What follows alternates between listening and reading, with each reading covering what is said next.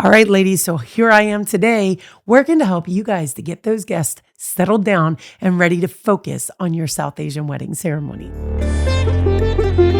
Hey guys, and welcome back to today's episode of the South Asian Wedding Guru. Today I'm talking about how to get your audience to sit down and cue for the start of your ceremony. If you have ever been to a wedding ceremony, let alone a South Asian wedding ceremony, it can be really hard to cue the crowd because they have just come off of a very exciting entrance, hanging out at the barat. There's so much energy, so much noise, and all of a sudden you're coming in, you want drinks, beverages, snacks, because you have been partying hard already. And most enter in with that milne where everybody's exchanging garlands. There's just so much excitement leading up to the ceremony that there's a lot of energy to tame. So how is it that I believe you can tame that energy? Well, that's what we're going to take care of here on this episode today of the South Asian Wedding Guru. All right, guys. So we all know that it can often be really tough to get people into that wedding area and get them seated. A lot of times a good,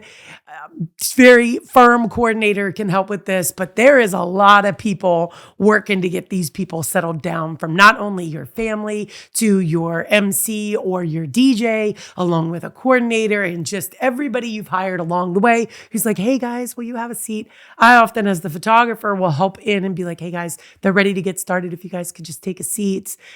The bride is like, she's ready to get this show on a roll. I'll tell my clients, just really think about how you want this to be approached, because there are times when we will be photographing our brides during their ceremony, and some of them are just so in tune to their surroundings that they're often like looking around like, what the hell are they doing? Instead of being able to be in the moment of her ceremony that's happening.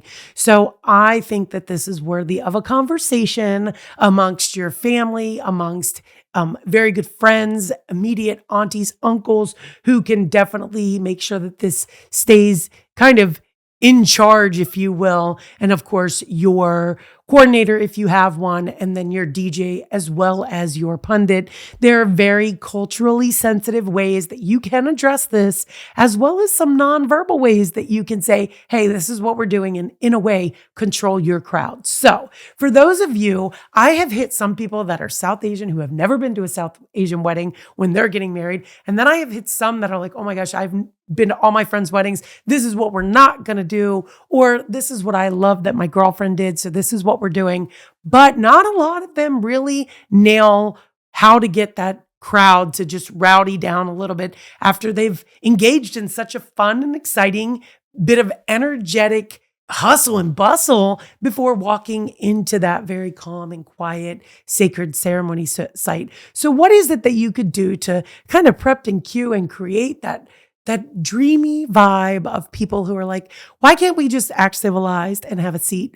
Well, this is my information and my suggestion to you if you're one of those brides out there where these things do matter. As your guests come in from that milne and that very loud and rowdy, excited barat, I suggest whatever the path is from the entrance of that hotel to get to the entrance of the ballroom or the outdoor ceremony, greet them with like little suggestive measures, whether this is a fan that reminds them that we're so excited that you're coming to the ceremony, please be part of it. And when they open it up, it has the whole layout of your ceremony on there, or even a little card that just simply on the card says, we want you to be aware, we want you to be present, we ask that you silence your phones. That's a big thing. Having an unplugged ceremony, it doesn't always happen, but it can be more successful than most if you put little Easter eggs of information in there, kind of setting the tone for what it is that you expect.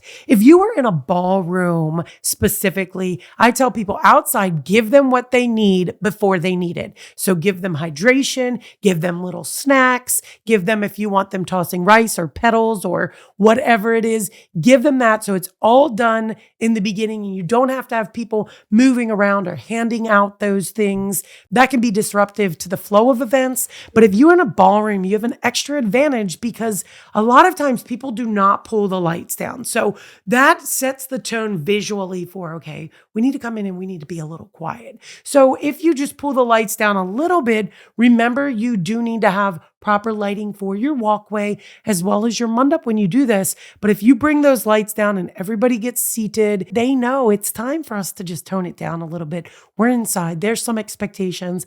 And then once the bride has made it under the mandap and things start going on, I really think that those lights should be brought down even more in that ballroom so people don't feel free to get up and chit chat with each other, carry on, walk back and forth, let their children run around in the back. It just tells them this is very somber. This is very sacred. This is a very quiet moment. Let's embrace that. And if for any reason they can't, whether it's that they have kids or a cough or noise, or they got to answer a phone or, we know there's many doctors, lawyers, engineers and stuff at these weddings, right? Well, nobody's hiding this. We know that there are times where you have to take a call. So step out and take that call, right? There's nothing more that says this than a ballroom wedding that brings down those lights and just has the focused lighting on the mandap itself. Keep these things in mind. Another thing is, why not adapt what it is that people are doing at American weddings for these Indian weddings, South Asian weddings, so that we are setting the tone, right? This is a buildup. It's like any good movie has a really good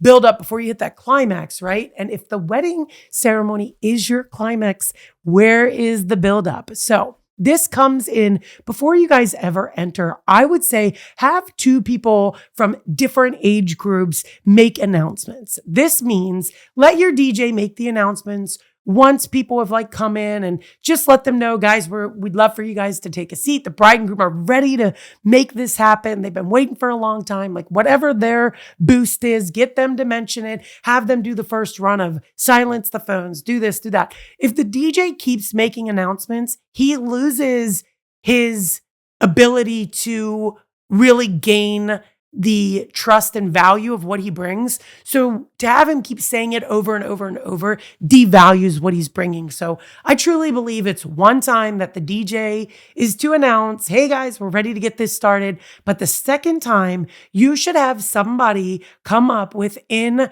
the median age group and say, hey guys, the bride and groom have had a chit chat with us and they would really love, make sure they can bring energy, excitement, and authenticity in this and say they really want you guys to be present. There's going to be times throughout where they're going to want you guys to come up and give blessings and engage. And only if you're following will you know when to do this. So please, please, please try to give this the attention that it deserves. Have something just really. If you get the right person, they don't even need to write this out. You can just tell them A, B, and C is what we want. Just convey it. And then they can pump the crowd up and say, so for this hour and a half, we just ask that you be mindful and make these notes. And then this is where we cue and bring the lights down just a little.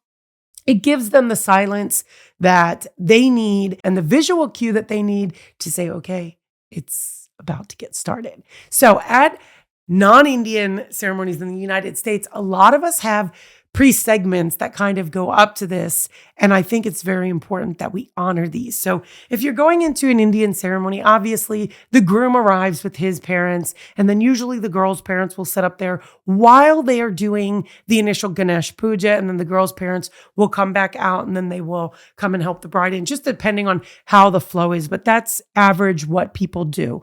I'm going to recommend that before bringing your grandparents in to have a seat, or even if your parents have siblings that they want acknowledged, right? Usually you do this at the reception. I'm going to suggest we reverse this. Let's give them the respect as well, because not a lot of people attend the reception and the ceremony, right? So let's take that time to gain the hush, draw people's attention, and let them know we're getting started. It's time to pipe down, and have your grandparents brought in first. Before the groom even gets up there and gets seated, have the grandparents brought in to music, just like you would for anything else. Have them placed. That way people know this is the grandparents as well. Don't block their view. Respect them. You've given them a little bit of seniority to everybody else and put them in place. And then have, if it's your dad's family or your mom's family, let's enter them in and have them seated. And now you've had this extra time that everybody has settled down. and then the groom will enter, and then let him take his seat and do that. That way now we have full control over the crowd, and we are no longer, during one of the most important parts of any of our ceremonies, still working on getting people seated. This is a great way to enter in family and give them respects as well. So this is my full understanding on how I believe that we should move forward in our South Asian weddings and really just set the tone for what is it that is about to take way. And this is a very respectful, authentic experience that people can not only be part of on a spiritual level, but on a visual level, because most of your guests have not had the opportunity to do so. So you are giving them an experience some of them will only get in this lifetime once. And I think that if you set the tone for that and you just take a few moments to say the situation when we enter is really important. And while yes, people will quiet down immediately when you enter, they will not sit down and they will not, you have people coming in and out of those doors. I cannot count the number of times that we've been photographing an event. People just walk right behind the groom, right behind the bride, because they're like, oblivious to the fact of that's our entrance and we see your little head bobbing along the back. So if you set these cues, you guarantee for yourselves that you have beautiful, undisturbed entrances that everybody is going to be paying attention to. I don't know about you guys, but I always love to find little Easter eggs and things. And if you're not familiar with this term, Easter eggs are things that are like nice to have, but not necessary for something. And they're surprises that nobody knows are there. Like some people will put Easter eggs in their websites. Like, for example, if you go through our website, you'll find some Easter eggs that might give you freebies if when you call and you talk to me, you mention them, because it gives me the idea that she cares. He cares. They went through my whole entire website enough to find these, that they deserve them. So little Easter eggs like that. If you'd be surprised nowadays what people will do to gain one's attention. But if you put these little Easter eggs like in your programs so that people who did read through them are even silenced more because they're like, this is going to come up and I don't want to miss it. Or if you put little tidbits of information along the way, like I said, from coming in from outside to indoors, and along the way they can like pick up little favors for the ceremony if they need them, whether it's like a touch of sunblock because it's going to be outside, or it's a pair of sunglasses because it's going to be outside, or it's simply a program or something that's going to engage them, their petals or the rice or whatever it is that they're going to bless you with in at the ceremony site. If you take these little tidbits of opportunities to put signage and set the expectations for what it is that you want your guests to do, it's kind of like giving them instructions without verbally saying it, so that when they get inside, they know what those expectations are.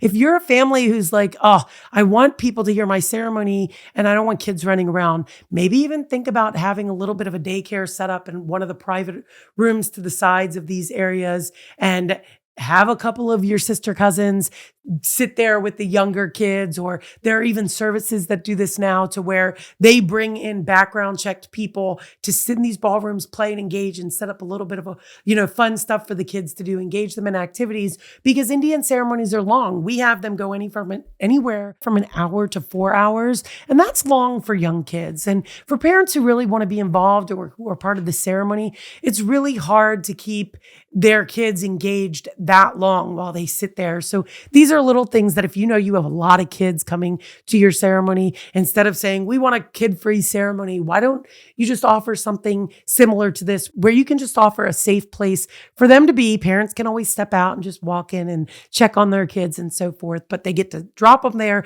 They get this little tag, and then that way when they pick them up, they get the tag back type of thing. And so these are all just little things that you can show your guests that not only you care and want them to be present, but that you are overly indulging and making sure that they know that you care. And then when you exhibit that, they'll exhibit it back in return. So there you guys have it. That is my take on getting your crowd to settle down for your wedding ceremony. If you didn't think about this and you find that I brought any value to you and that there's any worth in this conversation, please continue it in the comments. I would love to see you there. And if you've not found a wedding photographer as of yet, I am Amy Righetti, half of the Righettis. You can check us out at therighettis.com on the web, and you can check us out on Instagram at the Righettis as well. Everywhere, actually, across social media platform, I do believe we are the Rigettis. Strino and I both cover all of our weddings together, and I would love to get on a Zoom call with you and go over your wedding day plans if you're still in need of a wedding photographer.